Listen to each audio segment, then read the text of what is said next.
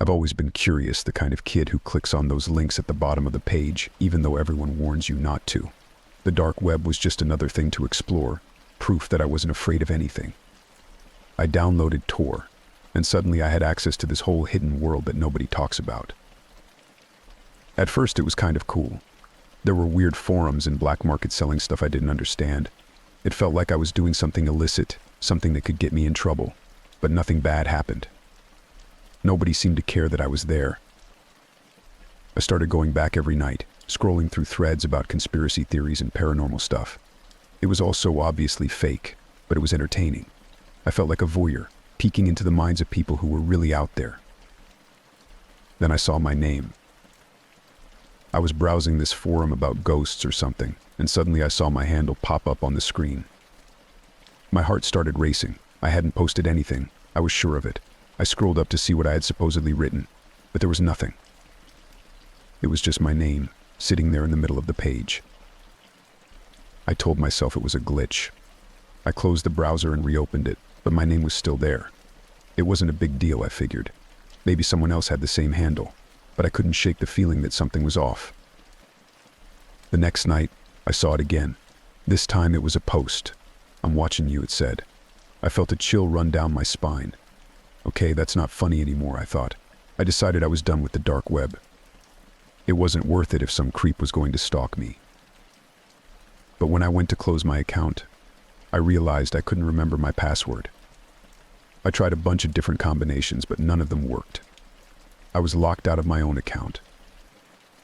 That's when I started noticing strange things in real life. I'd see someone in a black hoodie out of the corner of my eye, but when I turned, there would be nobody there. I'd get these texts that just said hello. I tried to ignore it, but the feeling of being watched was getting worse and worse.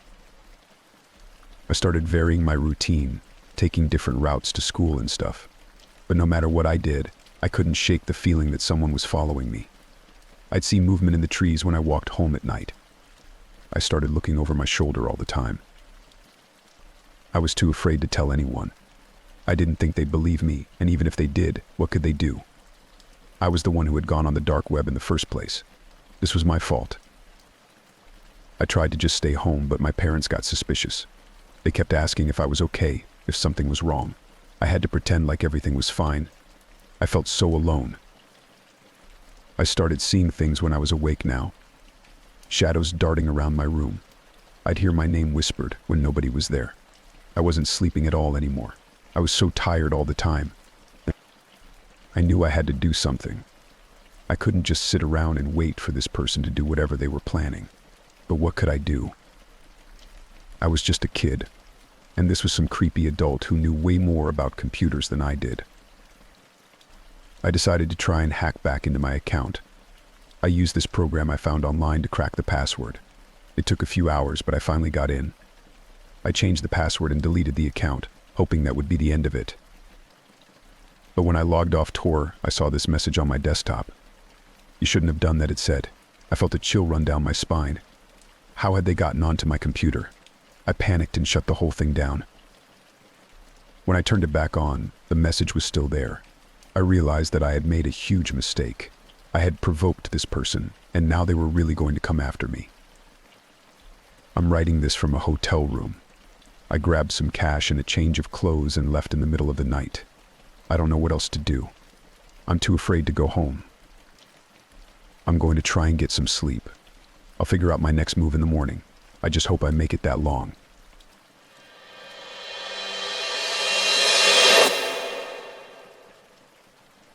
My name is David, and I'm a 35-year-old man with a wife and kids. I've always been a bit of a risk taker, not in the skydiving or mountain climbing sense, but more like I've got this itch that can only be scratched by pushing boundaries and diving headfirst into the unknown. So when I first heard about the dark web and everything it supposedly has, well, let's just say curiosity got the better of me. It all started on a typical Tuesday night. My house was quiet, my family was asleep, the world outside my window wrapped in darkness, when I made the decision to download Tor and take a peek behind the digital curtain. I mean, who could resist the allure of a hidden corner of the internet where anything and everything was up for grabs?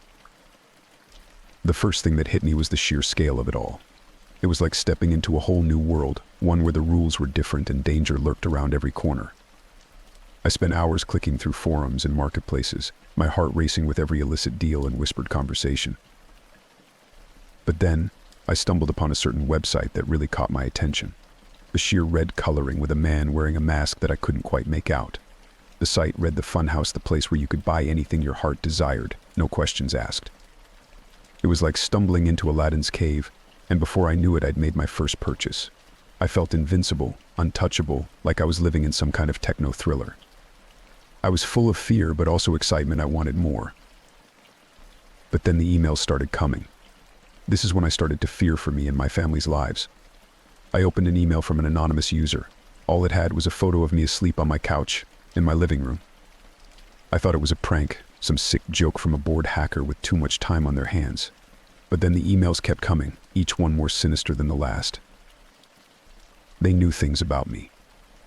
Things I'd never shared with anyone, not even my closest friends.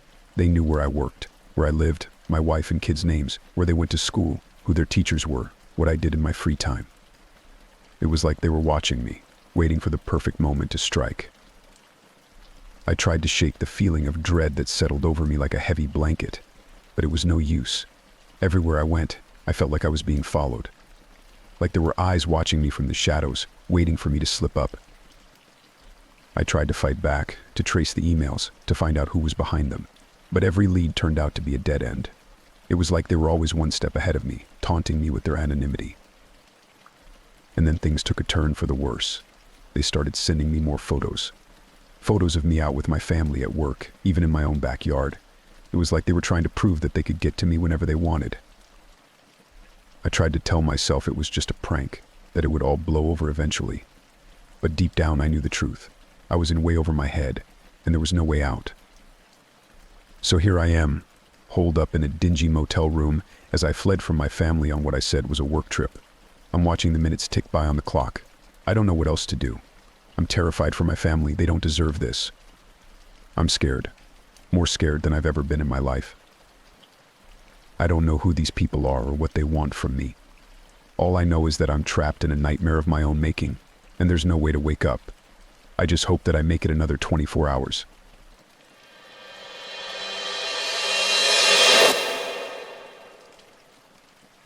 The weight of uncertainty hung heavy in the air, suffocating me with each passing day of my sister's absence.